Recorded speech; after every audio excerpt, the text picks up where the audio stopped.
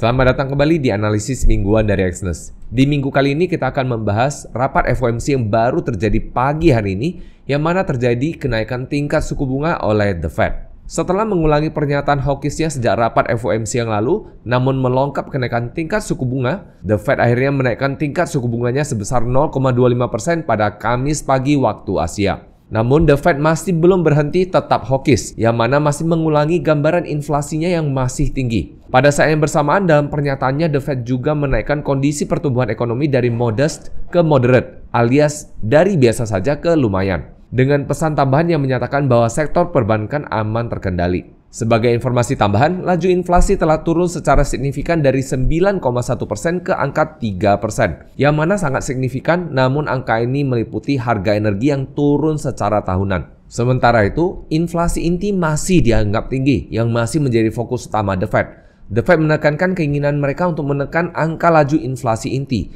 yang mana terlihat masih berada di angka 4,8% dibandingkan sebelum pandemi yang berada di angka 1,6 hingga 1,7%. Pada saat yang bersamaan, pertumbuhan penghasilan pribadi tidak terlihat menjanjikan, sebab terlihat dari pertumbuhan inflasi bulanan cenderung masih lebih tinggi daripada pertumbuhan pendapatan pribadi dalam 2 tahun terakhir. Di samping itu, pertumbuhan pengeluaran pribadi meningkat secara signifikan, menandakan potensi yang lebih rendah akan adanya pengeluaran di masa mendatang karena kenaikan harga dan habisnya tabungan. Baik angka pengeluaran dan pendapatan pribadi, angka terbaru keduanya akan diumumkan pada hari Jumat besok. Dari sudut pandang teknikal, DXY memasuki zona target jangka pendeknya di 101,5 hingga 101,8. Mempertahankan potensi pelemahan lanjutannya. Jika DXY dapat memantul dari area 100,5 hingga 100,7, ada peluang pelanjutan kenaikan dan menguji kisaran resisten 102.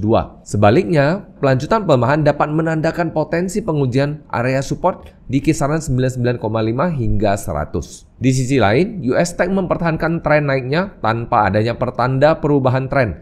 Indeks ini juga baru memantul dari kisaran area 15.150 hingga 15.380.